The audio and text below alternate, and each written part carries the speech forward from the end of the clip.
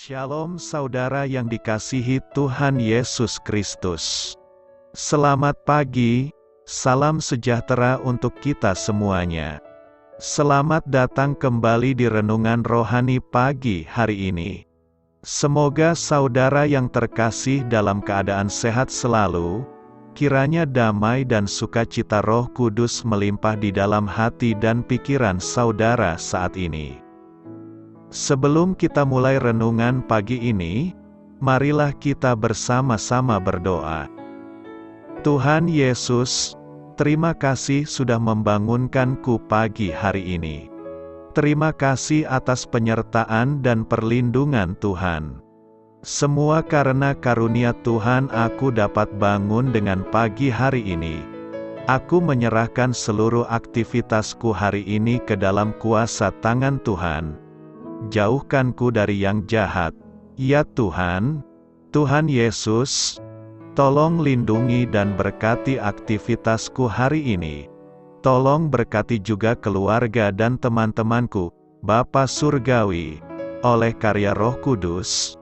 Tolonglah aku untuk menjauhi segala sesuatu yang melukai hati-Mu.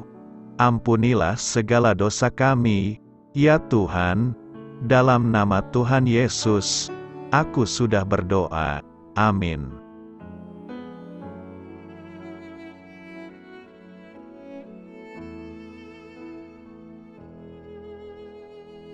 Sahabat Suara Sion, pembacaan ayat emas Alkitab renungan kita hari ini.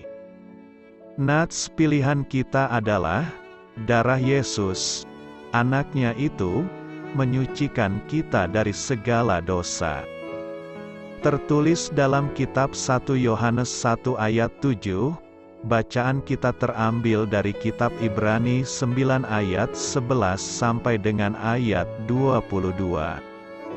Tetapi Kristus telah datang sebagai imam besar untuk hal-hal yang baik yang akan datang.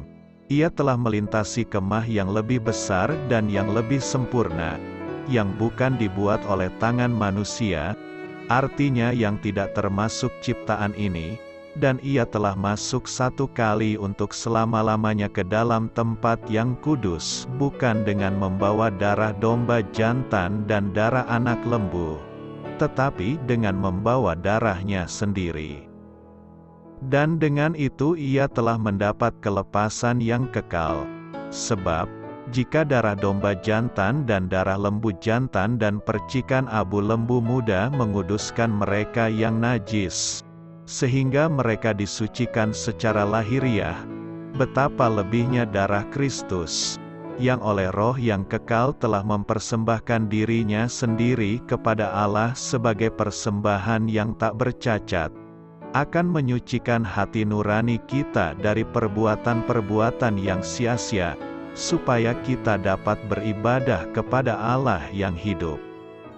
Karena itu ia adalah pengantara dari suatu perjanjian yang baru, supaya mereka yang telah terpanggil dapat menerima bagian kekal yang dijanjikan, sebab ia telah mati untuk menebus pelanggaran-pelanggaran yang telah dilakukan selama perjanjian yang pertama.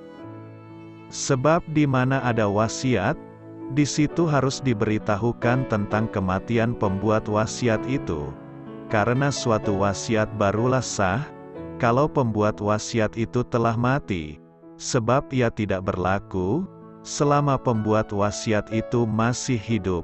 Itulah sebabnya, maka perjanjian yang pertama tidak disahkan tanpa darah.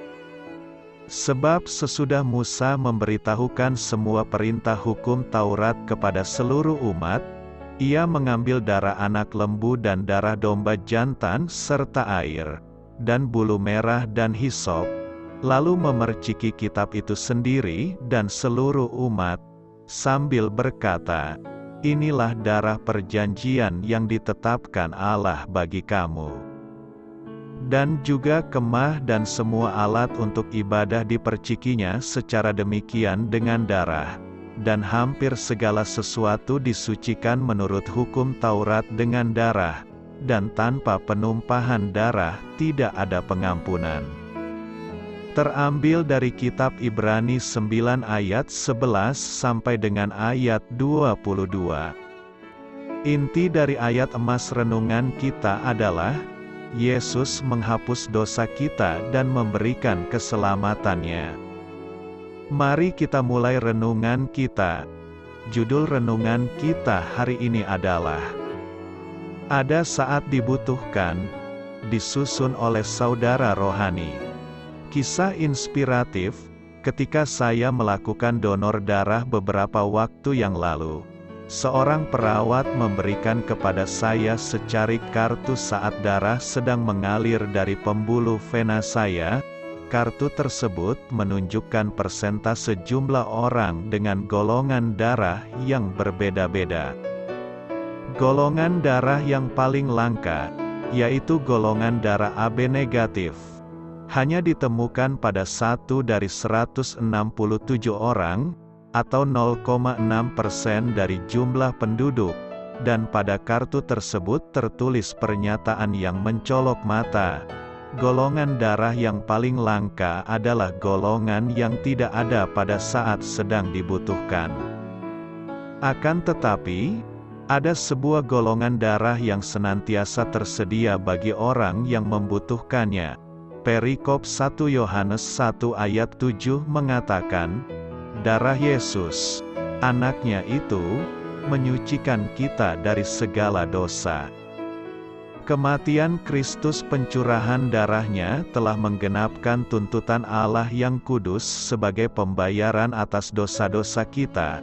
Ibrani 9 ayat 12 dan 22.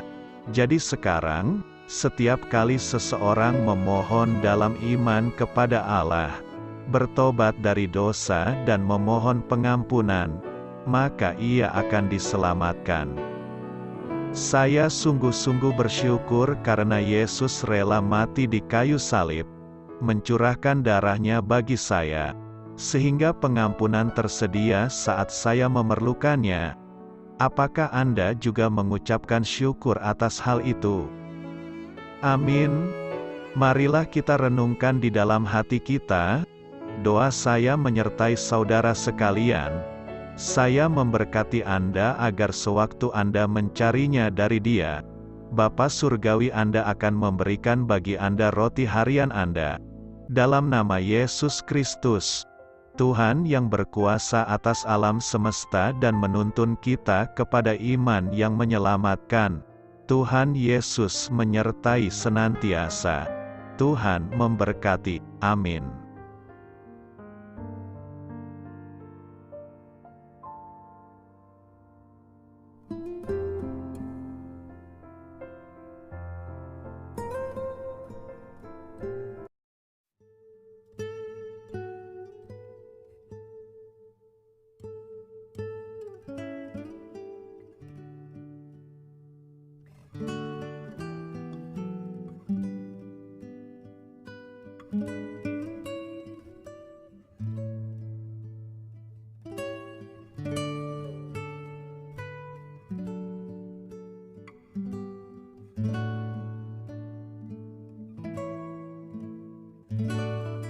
Marilah kita renungkan, sahabat pendengar, demikianlah renungan firman Tuhan di pagi hari ini. Semoga menjadi berkat di dalam hidup kita, dan sebelum kita memulai segala aktivitas kita pagi hari ini, marilah kita berdoa. Selamat pagi Bapa, malam hari telah berganti pagi, kehidupan baru telah Engkau berikan kembali bagi kami. Bapa Surgawi, tolonglah aku menyadari kebutuhan orang lain, supaya aku dapat membagikan apa yang telah Engkau berikan kepadaku. Pada saat aku membutuhkan, berilah aku keyakinan bahwa Engkau akan mencukupkanku, melalui orang-orang yang mengasihi-Mu. Bukan karena kami pantas atau layak, namun karena kasih karunia-Mu, kami boleh ada, sebagaimana kami ada di pagi hari ini. Terima kasih Tuhan, atas kesempatan baru yang telah Tuhan berikan kepada kami. untuk bisa memperbaiki diri agar kami bisa lebih layak di hadapan-Mu. Hari ini kami serahkan semua perkara dan kesulitan yang akan kami lalui ke dalam tangan-Mu. Biarkanlah kami bisa memuliakan-Mu dalam segala aktivitas yang akan kami lakukan. Amin.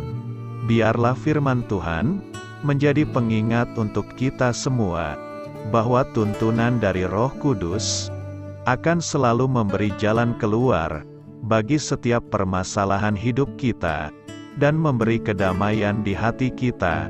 Sampai jumpa di renungan pagi rohani Suara Sion berikutnya. Kiranya Tuhan selalu memberkati saudara semua hari ini. Amin. Shalom.